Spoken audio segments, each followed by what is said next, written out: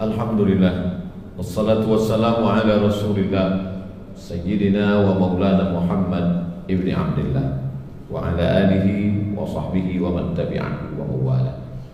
Ashhadu an la ilaha illallah wahdahu la syarika lah wa ashhadu anna sayyidina Muhammadan abduhu wa rasuluhu la nabiyya ba'da.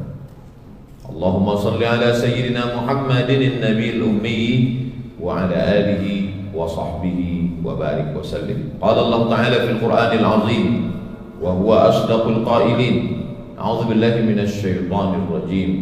Ya ayyuhalladzina amanu taqullaha haqqa tuqatih wa la tamutunna illa wa antum muslimun. Wa qala ta'ala fi ayatin ukhra, ya ayyuhalladzina amanu taqullaha wa qulu qawlan sadida yuslih lakum a'malakum wa yaghfir lakum dhunubakum wa man yuti'illaha wa rasulahu faqad faza fawzan 'azima. Ibadallah, usikum wa nafsi bi taqwallahi wa ta'atihi faqad fazal muttaqun. Hadirin jamaah Jumat yang dimuliakan Allah Subhanahu wa ta'ala. Kalau disebut kata azab, yang terbayang di pikiran manusia azab menyakitkan. Baik itu yang bersifat fisik, luka, jatuh, patah, penyakit kronis, kanker, diabetes, dan seterusnya. Mereka menganggap itu adalah azab. Atau yang dimaksud dengan azab itu yang bersifat mental, rasa takut, rasa cemas, dibuli, dihina, dilecehkan. Tapi Allah Subhanahu wa ta'ala dalam surat Maryam ayat 45 menyebutkan ada satu jenis azab yang berbeda. Dia bukan bangkrut, bukan miskin, bukan luka, bukan sakit, bukan mati. Azab yang unik. Apa kata Nabi Ibrahim kepada ayahnya? Ya abati, wahai ayahandaku, inni akhafu, aku khawatir, ayyamassaka adzabun minar rahman, aku khawatir nanti engkau terkena azab, fatakuna lisyaitani waliya, engkau menjadi penolong setan. Azab yang unik. Azabnya tidak dalam bentuk penyakit, azabnya tidak dalam bentuk diremehkan, disepelekan orang. Azabnya tidak dalam bentuk kerugian dan kebangkrutan, tapi azabnya adalah fatakuna lisyaitani waliya, engkau menjadi penolong setan. Ada orang yang hartanya banyak, tapi harta itu dipakai untuk membangun diskotik, membuat tempat maksiat. Bagi sebagian orang dia tidak kena azab, justru dia sepertinya dapat nikmat, hidupnya tenang, kenyang, senang. Tapi sesungguhnya dia sudah menjadi penolong setan. Itulah yang disebut dengan istidraj. Sanastadrijuhum min haitsu la ya'lamun. Ada orang-orang yang kami permainkan dengan istidraj. Istidraj artinya azab yang tertunda. Dibiarkan rezekinya banyak, melimpah, tidak putus. Dia sendiri pun sebetulnya heran. Di saat dia sendirian di tengah malam, kenapa saya tidak pernah sholat, tidak pernah puasa, tidak pernah ngaji, tidak pernah dekat dengan ulama, tapi kenapa rezeki saya lancar? Maka sesungguhnya itu adalah fatakuna lisyaitani waliya, menjadi penolong-penolong setan. Nikmatnya boleh jadi sama-sama uang, sama-sama harta, sama-sama mobil, sama-sama bangunan. Tapi coba kita renung sejenak, kira-kira harta ini membuat lebih dekat dengan Allah atau makin jauh dari Allah? Kalau makin jauh dari Allah, at-tafakkur sa'ah, bertafakkur, merenung walaupun sesaat, khairun min qiyami lailah, lebih baik daripada tahajud sepanjang malam. Waqfah ma'an nafsi, ada kita sediakan waktu sejenak bersama jiwa. Ada waktu sejenak bersama istri, ada waktu sejenak bersama anak. Tapi sekarang orang tidak punya waktu sejenak bersama jiwa. Orang beriman sebelum tidur malam sejenak bersama jiwa. Sempat-sempatkan sholat witir sebelum tidur. Kalau tidak mau sholat witir sebelum tidur karena mau witir di akhir malam, tidak apa-apa. Paling tidak berwuduk dulu, merenung sejenak. Aku ini dari mana, sedang di mana, mau kemana? Apakah harta yang dititipkan Allah ini dipakai untuk menolong Allah, atau justru menjadi penolong-penolong setan? Kalau harta yang ada di tangan kita malah menjadi penolong setan, bertaubat kepada Allah, karena setelah kita mati dia akan menjadi dosa jariah. Bayangkan orang-orang yang membangun tempat maksiat, dengan bangganya diresmikan dengan acara yang luar biasa, megah meriah, gegap gempita, tapi sebenarnya itu hanya menjadi fatakuna lisyaitani waliya, menjadi penolong-penolong setan. Itulah yang dialami oleh Qarun. Harta Qarun banyak, bahkan sampai satu danau menenggelamkannya di Mesir, tapi harta itu hanya menjadi penolong-penolong setan. Allah menjauhkan kita ketika kita bisa waspada dan punya waktu untuk merenung sejenak. Laki-laki baligh, berakal, sehat, wajib dia datang ke masjid untuk mendengarkan khutbah Jumat. Sholat Jumat bukan sekedar 2 rakaat. 2 rakaat sholat Jumat sama dengan seperti 2 rakaat tahiyatul masjid, 2 rakaat duha, 2 rakaat qabliyah, ringan. Rukunnya, syaratnya, wajibnya sama. Tapi di sana ada khutbah Jumat. Khutbah Jumat waktu untuk merenung. Khutbah Jumat waktu khatib mengajak kita berfikir sejenak. Apakah harta yang kumiliki ini bisa menolong aku dari azab Allah, menjadi amal jariah, menjadi pondok pesantren tempat anak fakir yatim miskin bisa bersekolah, menjadi tempat bernaungnya anak-anak du'afa yang tidak bisa mendapatkan pendidikan, terusir dari sekolah mahal karena tidak membayar 3 bulan uang SPP. Apakah gedung-gedung yang kita bangun itu bisa menyelamatkan kita dari azab Allah?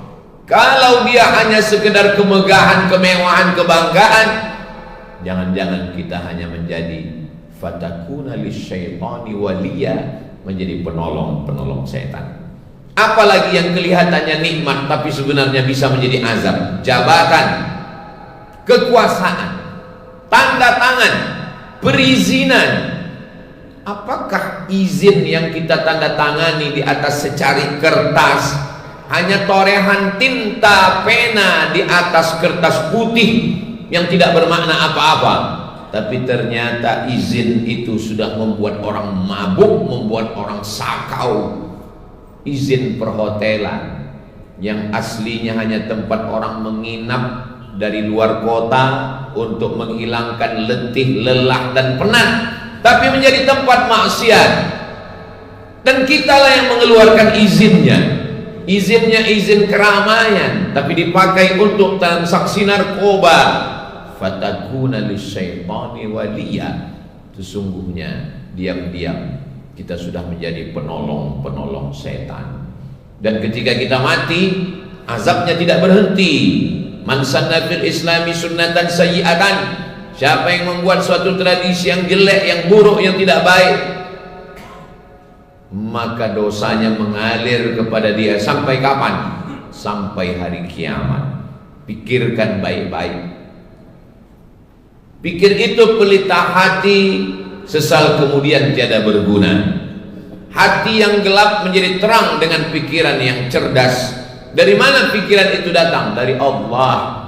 Kalau dia baik, diarahkan Allah untuk berpikir yang baik. Tapi pikiran justru menjadi sumber dosa. Manipulatif, munafik, hipokrit, pembohong, pendusta.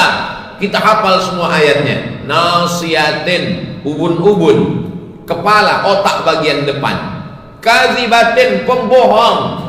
Khati'atin, pelaku dosa. Bukankah yang berdosa itu tangan, memberikan tanda tangan? Bukankah yang berdosa itu mata, melihat yang haram? Bukankah yang berdosa itu lidah, mengatakan kata-kata yang tidak benar? Betul.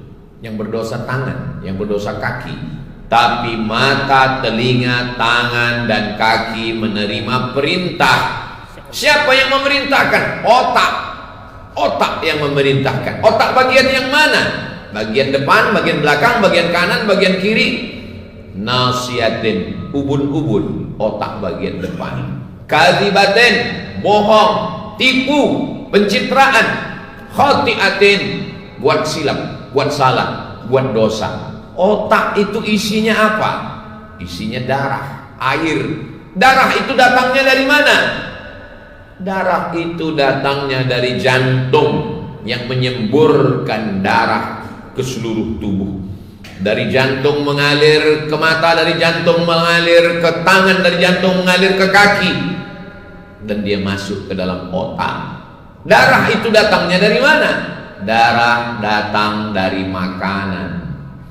Makanan satu piring, satu mangkok, dia berubah menjadi setetes darah, dan darah itu masuk ke dalam jantung, dan setan mengalir dalam aliran darah. Kata Nabi Muhammad sallallahu alaihi wasallam, "Asy-syaitan, setan, yajri majrad dam."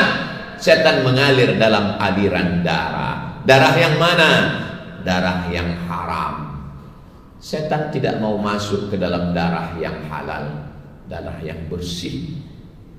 Ma masya Umar fajjan qattu illa masya syaitanu fajjan ghaira fajjika. Hai Umar bin Khattab, kalau engkau lewat di suatu jalan, maka setan akan lewat di jalan yang lain. Setan tidak mau jalan di tempat yang dilewati oleh Umar bin Khattab karena kekuatan imannya, karena kebersihan darahnya. Tapi kita manusia yang penuh dengan silap, dengan khilaf, dengan salah, dengan syubhat, keraguan-raguan, samar. Kulu, makanlah min thayyibat, yang baik-baik. Kita berikan makanan yang halal untuk anak kita, supaya dia berubah menjadi setetes darah yang masuk ke dalam jantungnya. Dari jantung itu mengalir ke kepalanya, sehingga kepalanya bersih. Anak istri di rumah yang tidak tahu apa-apa, mereka manusia yang lugu, jujur, hijau, mereka dirusak oleh kepala rumah tangga.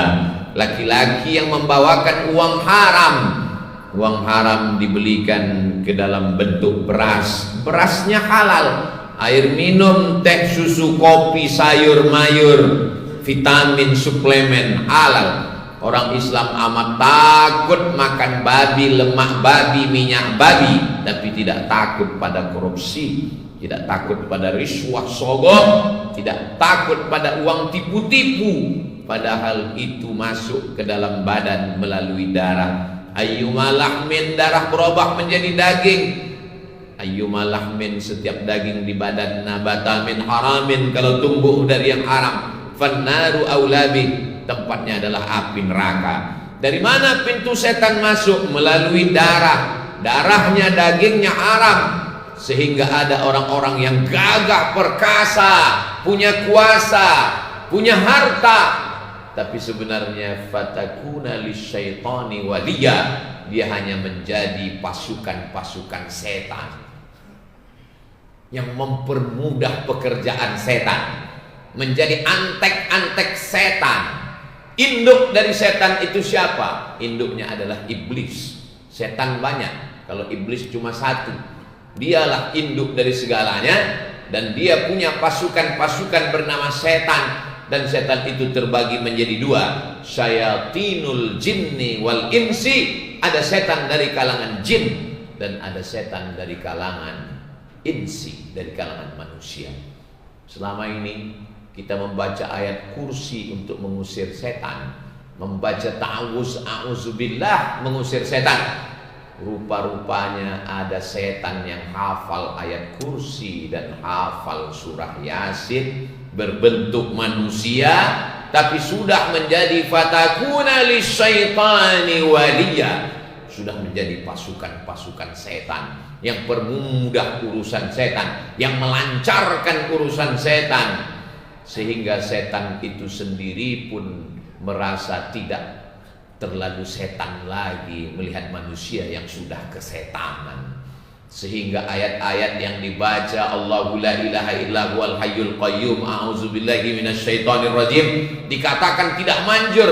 Bukan tidak manjur, ayatnya memang datang dari Allah, tapi yang membacanya adalah setan.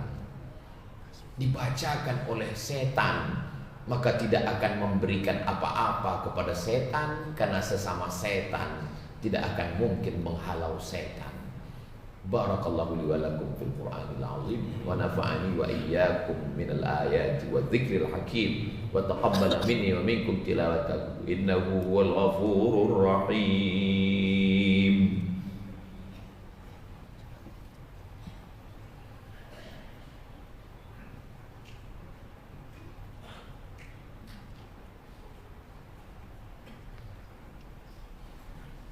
Alhamdulillahilladzi bi ni'matihi tatimmus shalihat.